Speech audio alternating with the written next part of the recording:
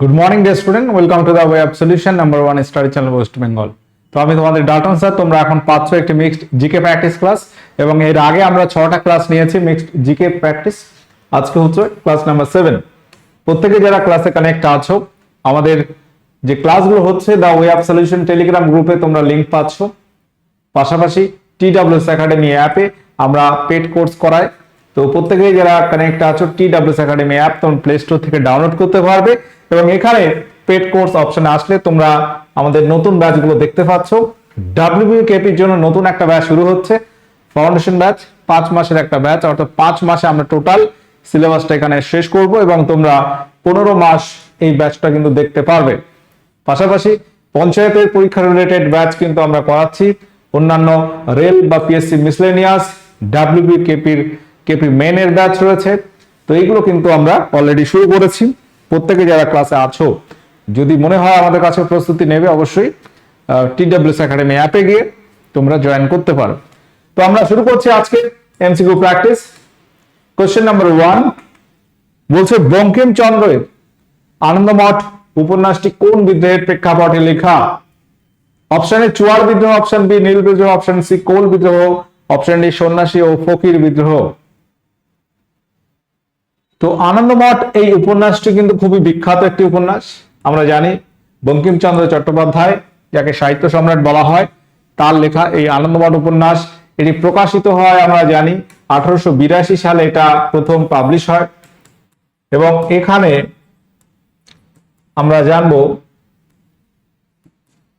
যে বন্দে মাতরম গানটি কিন্তু এই আনন্দমঠ উপন্যাস থেকে নেওয়া হয়, এবং যেটি ভারতের জাতীয় গান বা ন্যাশনাল সং।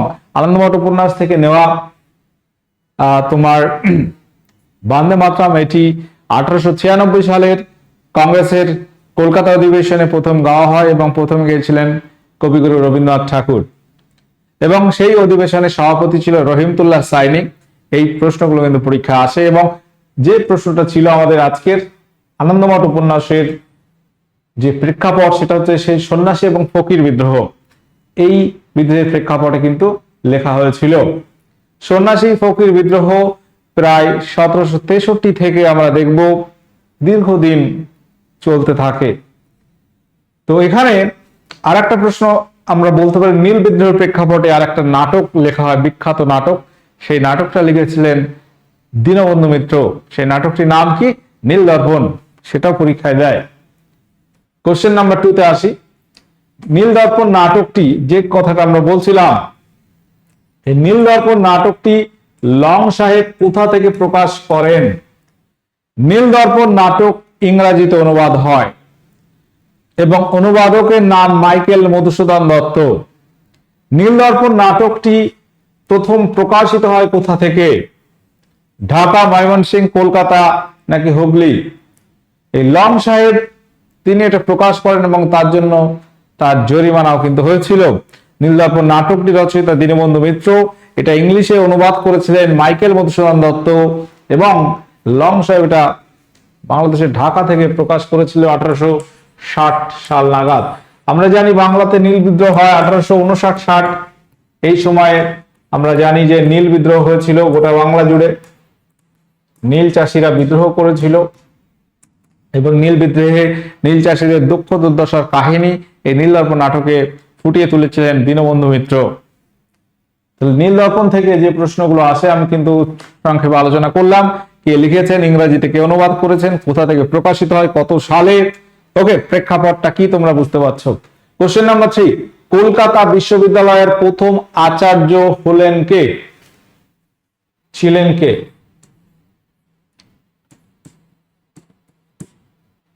প্রথম আচার্য ছিলেন কে?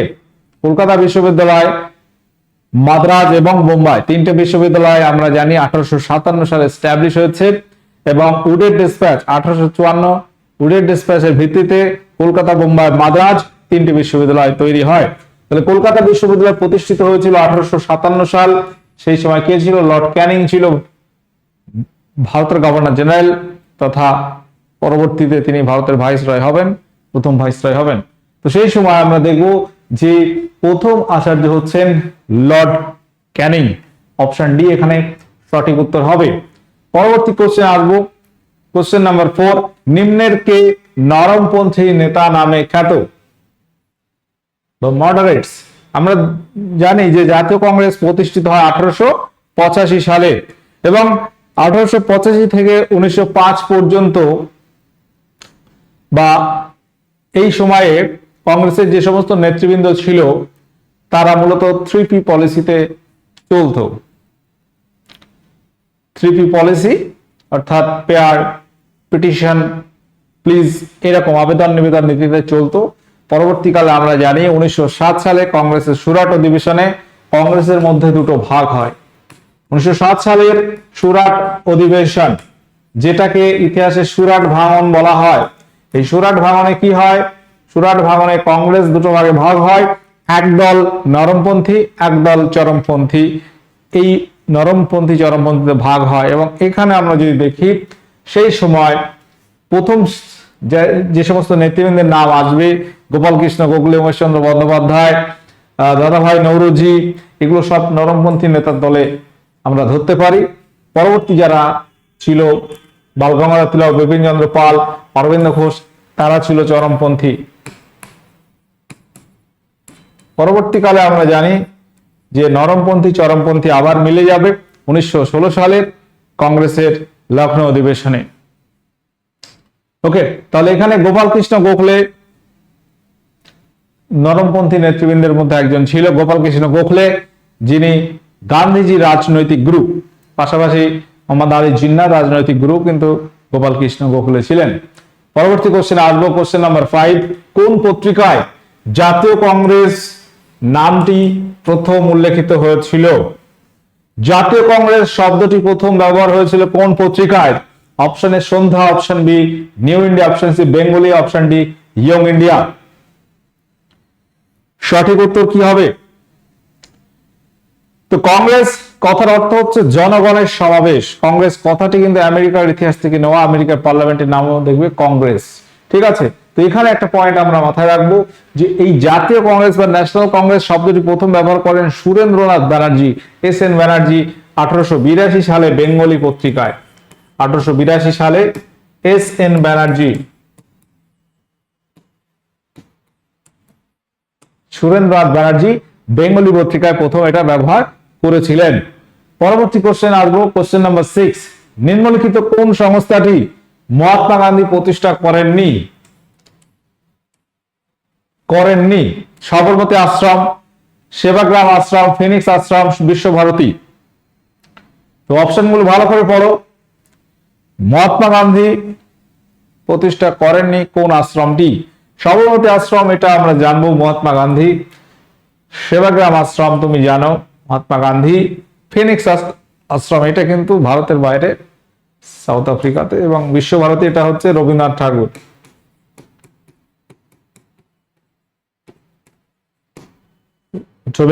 বিশ্বভারতী স্থাপন করেছিলেন। তাহলে বিশ্বভারতী দেখেই কিন্তু তুমি উত্তরটা করতে পারবে। প্রশ্নটা ভালো করে পড়তে হবে। পরবর্তী কোশ্চেন আসবো, নিচের কোন প্রকার ব্যাকটেরিয়া প্রকৃতিতে সর্বাধিক পাওয়া যায়? নিচের কোন প্রকার ব্যাকটেরিয়া প্রকৃতিতে সর্বাধিক পাওয়া যায়? ব্যাসিলাস, স্পাইরিলা, ভিব্রিও, নাকি কোনটি নয়? সঠিক উত্তর এখানে কি হবে?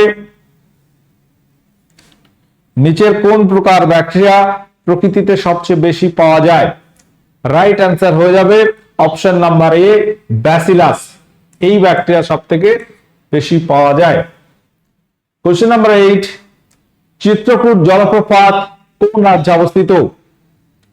চিত্রকূট জলপ্রপাত এটি কোন রাজ্যে অবস্থিত? Option A Madhya Pradesh, option B Jharkhand, option C Chhattisgarh, option D Orissa. বলতে হবে সঠিক উত্তর কি হবে। তো জলপ্রপাত এই একটা টপিক যেটা খুব ইম্পর্টেন্ট, পরীক্ষায় প্রশ্ন আসে। যেমন ভারতের সব থেকে উচ্চতম জলপ্রপাত কি?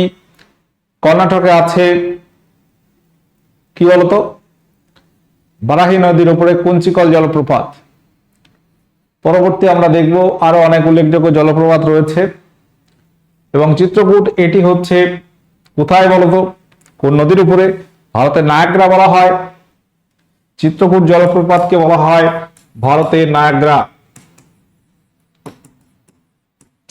ভারতের নায়াগ্রা অর্থাৎ প্রশস্ততা চওড়া সব থেকে বেশি, প্রশস্ততার দিক থেকে ভারতের নায়াগ্রা বলা হয়, এবং এটি ইন্দ্রাবতী নদীর উপরে আছে।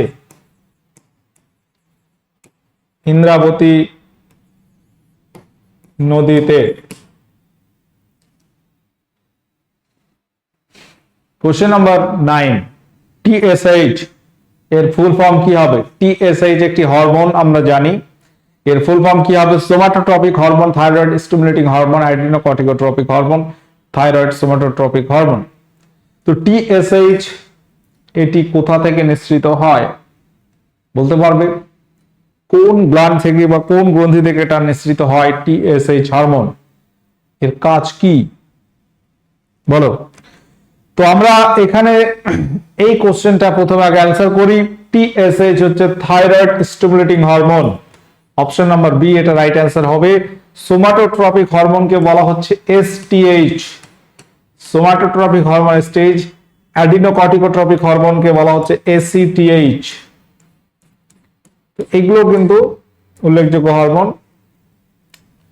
তো থাইরয়েড স্টিমুলেটিং হরমোন এটি নিঃসৃত হয় পিটুইটারি থেকে, যেটা থাইরয়েড গ্রন্থিকে উদ্দীপিত করে। থাইরয়েড গ্রন্থি থেকে আবার কিন্তু T3, T4, থাইরক্সিন আরো অন্যান্য হরমোন নিঃসৃত হয়।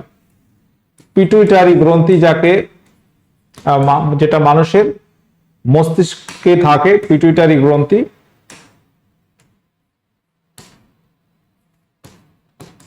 পিটুইটারি গ্রন্থি থেকে কিন্তু এই সব যে হরমোনগুলো দেখছো, এই সবগুলো হরমোন পিটুইটারি গ্রন্থি থেকে নিঃসৃত হয়।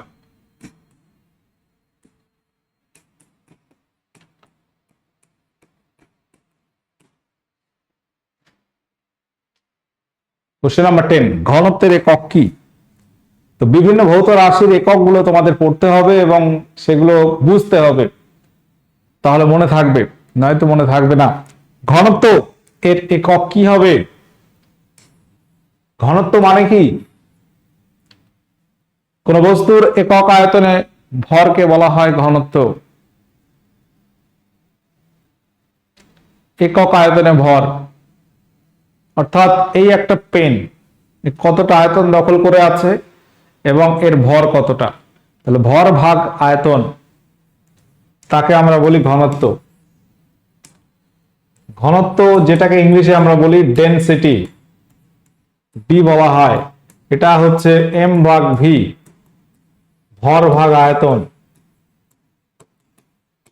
কোন বস্তুর ভরের একক কি? গ্রাম বা কিলোগ্রাম। আয়তন মানে কি? Centimetre cube. তাহলে এখানে আমরা option number C right answer করব। আয়তন মানে হচ্ছে একটা ঘরে আমি আছি, কতটা স্পেস আছে, ফাঁকা জায়গা, সেটাই হচ্ছে এই ঘরের আয়তন। দৈর্ঘ্য, প্রস্থ, উচ্চতার গুণফল, অর্থাৎ তিনটে দৈর্ঘ্যের গুণফল এখানে আমরা পাবো। তাহলে সিজিএস পদ্ধতিতে এটা হয়ে যাবে ঘনত্বের একক। এই ঘনত্ব D equal to M by V, এটা কিন্তু পরীক্ষায় আসে। এই জায়গা থেকে বিভিন্ন ধরনের অঙ্ক হতে পারে। বলে দিল এই পেনটার ভর ধরো 40 গ্রাম, ঠিক আছে, এর ঘনত্ব দিয়ে দিল হয়তো 5 গ্রাম পার সেন্টিমিটার কিউব, তাহলে এর আয়তনটা কত? বা ঘনত্ব বললো, আয়তন বললো, ভর কত? এইভাবে কিন্তু পরীক্ষায় অঙ্ক থাকে, এই জিনিসটা মাথায় রাখতে হবে। তাহলে ঘনত্বের সিজিএস একক আমরা জানলাম গ্রাম ভাগ সেন্টিমিটার কিউব বা গ্রাম ভাগ ঘন সেন্টিমিটার, এটা সিজিএস পদ্ধতিতে। আর যদি এসআই তে যাও তাহলে আমরা কি করব? এসআই পদ্ধতিতে আমরা গ্রামের জায়গায় লিখবো কেজি, মিটারের জায়গায় সেন্টিমিটার জায়গায় লিখবো মিটার কিউব, অর্থাৎ কেজি ভাগ ঘন মিটার।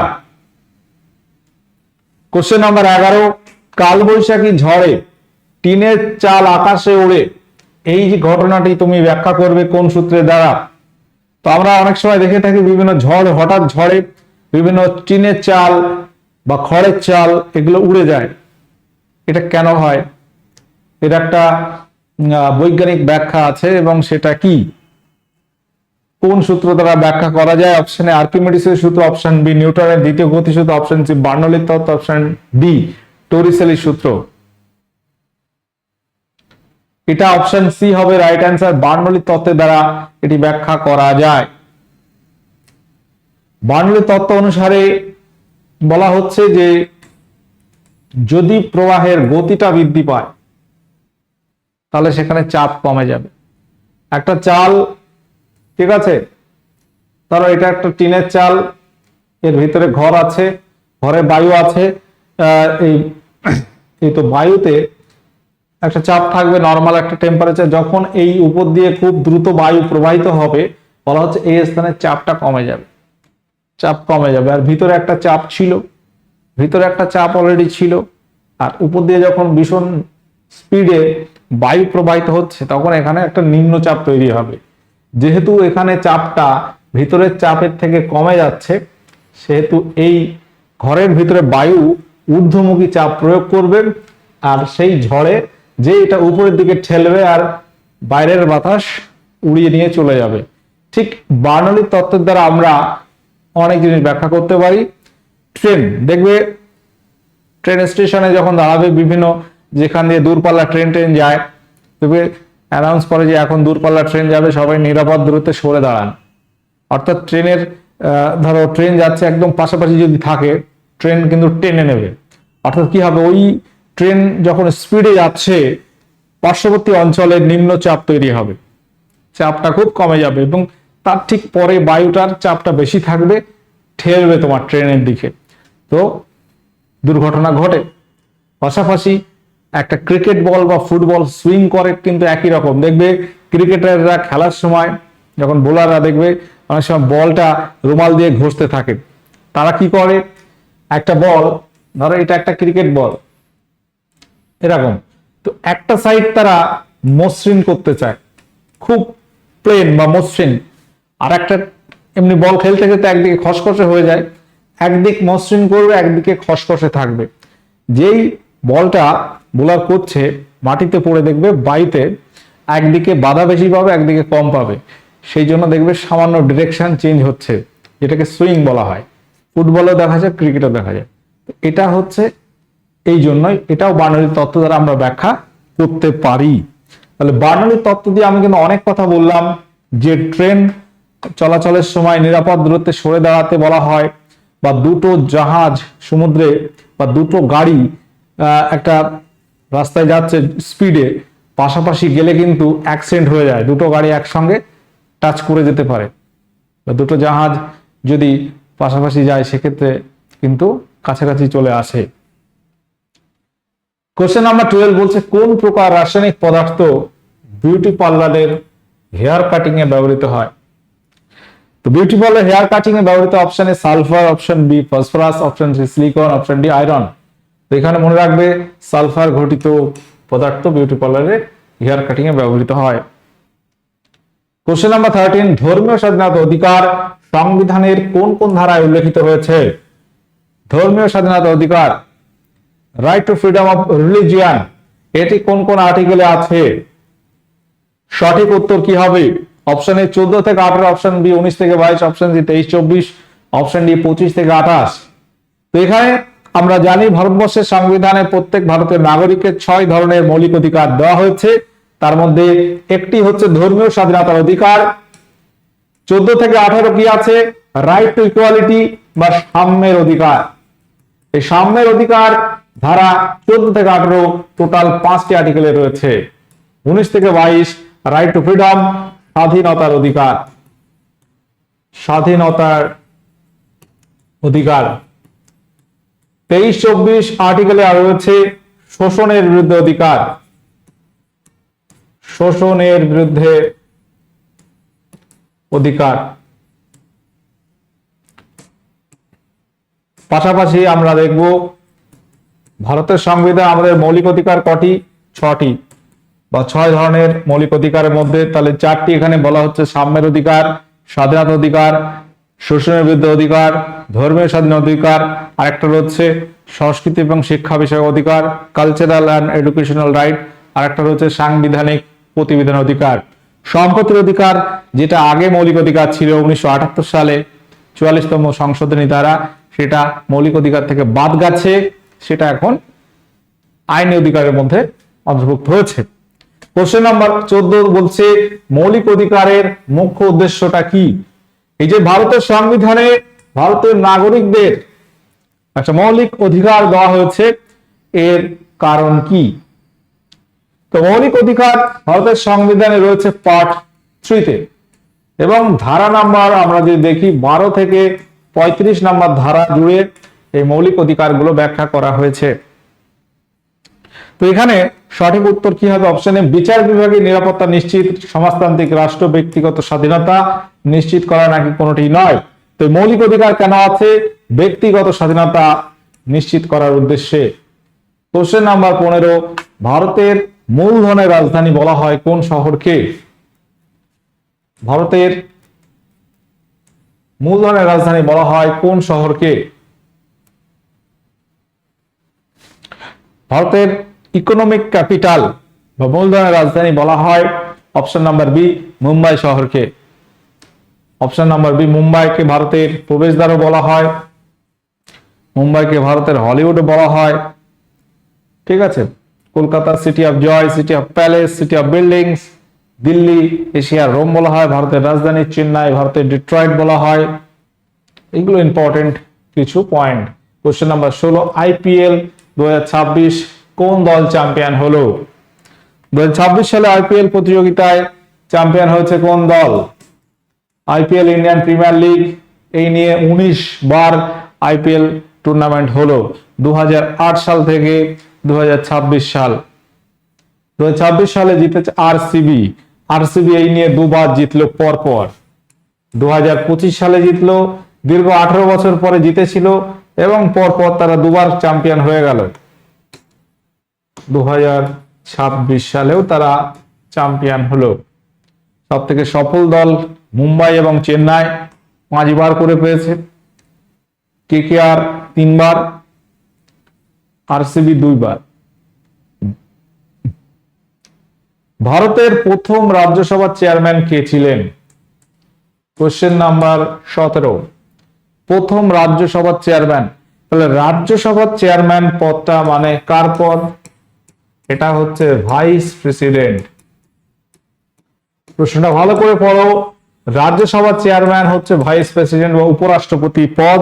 উপরাষ্ট্রপতি পদ অধিকার বলে রাজ্যসভার চেয়ারম্যান হন, সেটা ভারতের সংবিধান আর্টিকেল 64-এ কিন্তু বলা হয়েছে। ক্লিয়ার? এখানে সঠিক উত্তর হয়ে যাবে তাহলে ভারতের প্রথম উপরাষ্ট্রপতি doctor Sarvepalli Radhakrishnan, option C. Question number 18, Atacama মরুভূমি এটি কোন দেশে অবস্থিত? অপশন এ দক্ষিণ আফ্রিকা, অপশন বি তুরস্ক, option C Chile, option D মিশর।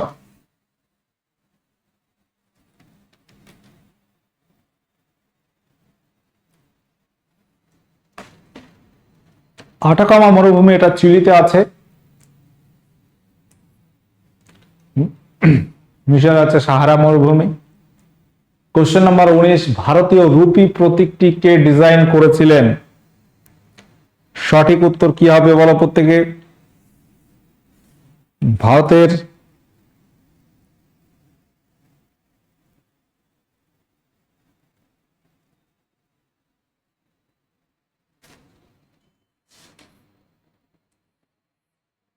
এই যে সিম্বলটা, এই রুপি চিহ্নটি কে প্রথম ডিজাইন করেন? সঠিক উত্তর হবে অপশন নাম্বার এখানে কি শিবেন্দ্র যাদব, উদয় কুমার ধর্মলিঙ্গম, গীতা গোপীনাথ, উদয় কাপুর। অপশন বি উদয় কুমার ধর্মলিঙ্গম রাইট অ্যান্সার হয়ে যাবে। কোশ্চেন নাম্বার 20, বর্তমানে দক্ষিণ কোরিয়ার প্রেসিডেন্টের নাম কি? দক্ষিণ কোরিয়ার প্রেসিডেন্টের নাম কি?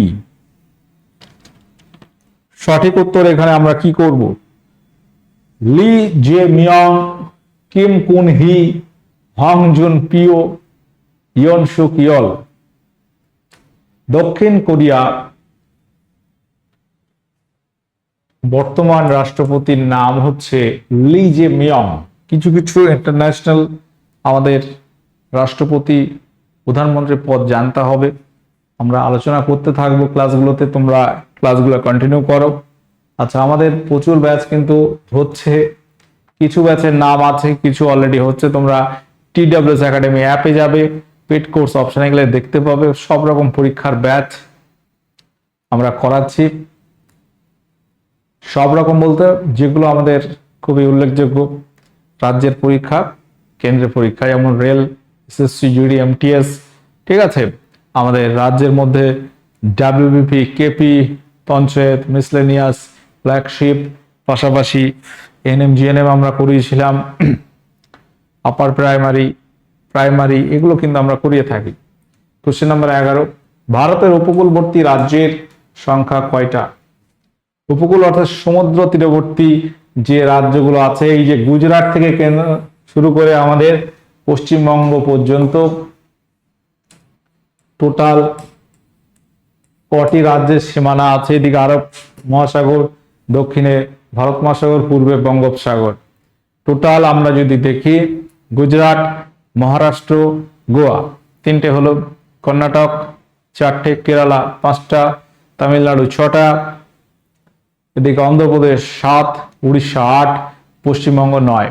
তাহলে উত্তর হবে 9টি হচ্ছে উপকূলবর্তী রাজ্য, এবং সব থেকে উপকূল রেখা দীর্ঘতম হচ্ছে গুজরাটের। এই যে খাঁজ কাটা আছে, উপকূল রেখাটা বেশি হচ্ছে গুজরাটের 9টি রাজ্যের মধ্যে।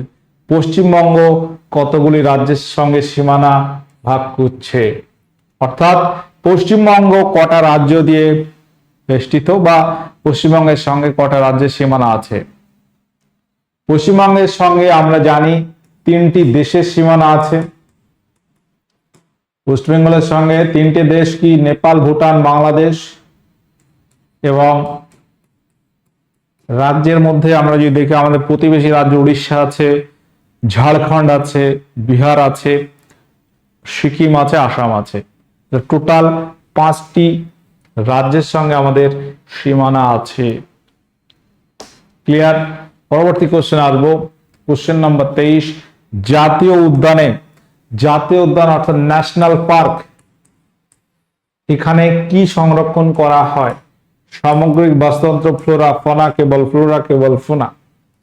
ফ্লোরা, ফনা কি? বাস্তুতন্ত্রে ফ্লোরা মানে সমস্ত উদ্ভিদকুল, ফনা মানে সমস্ত জীবকুল, প্রাণীকুল।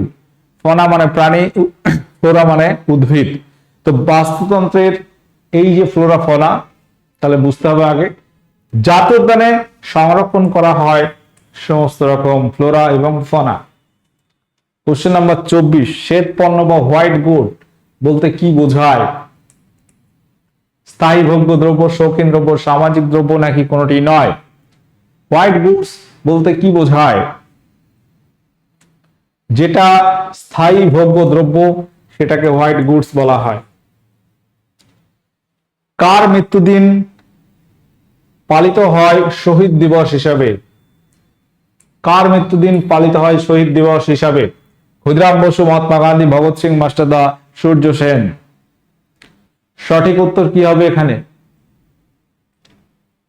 কার মৃত্যুদিন পালিত হয় শহীদ দিবস হিসাবে? সঠিক উত্তর হবে অপশন বি, মহাত্মা গান্ধী। তাহলে শহীদ দিবস পালিত হয় কত তারিখে ভারতে? 30শে জানুয়ারি। 30শে জানুয়ারি 1948 সালে মহাত্মা গান্ধীকে হত্যা করেছিল নাথুরাম গডসে। তো 30শে জানুয়ারি তারিখটাকে ভারতে জাতীয় শহীদ দিবস আমরা পালন করে থাকি। কোশ্চেন নাম্বার 26, নিচের কোনটি মেসোফাইট উদ্ভিদ? অপশন নাম্বার এ আম গাছ, অপশন বি কচুরিপানা, অপশন সি সুন্দরী, অপশন ডি ক্যাকটাস। তাহলে এটা তোমাদের আজকে আমাদের হোমওয়ার্ক থাকলো। 26টা কোশ্চেন এখানে আছে, এবং তোমাদের সঠিক উত্তর কটা হয়েছে অবশ্যই কমেন্ট করে জানাবে। তো ক্লাসগুলো করতে থাকো, পড়াশোনার মধ্যে থাকো, ঠিক আছে? তুমি প্রস্তুতি নিতে থাকো, পরীক্ষা হবে, তুমি যেন ওই পরীক্ষা কোনোভাবে মানে স্লিপ না হয়, ওটাই যেন তোমার চাকরি হয়ে যায়, সেইভাবে পড়তে থাকো, ঠিক আছে? নিজে রেডি হও, এই সময়টা পাচ্ছ, সময়টাকে কাজে লাগাতে হবে। প্রত্যেকে যারা ক্লাসে আছো ক্লাসগুলো করতে থাকো, আমাদের ফ্রি ক্লাস ইউটিউবে হয়, এগুলো দেখতে থাকো। পাশাপাশি আমাদের বিভিন্ন পরীক্ষা ভিত্তিক ব্যাচ রয়েছে, যদি প্রয়োজন মনে করো অবশ্যই ব্যাচে যুক্ত হতে পারো। তো সেশনটা এখানে এন্ড করলাম, দেখা হচ্ছে পরবর্তী ক্লাসে। ওকে, বাই।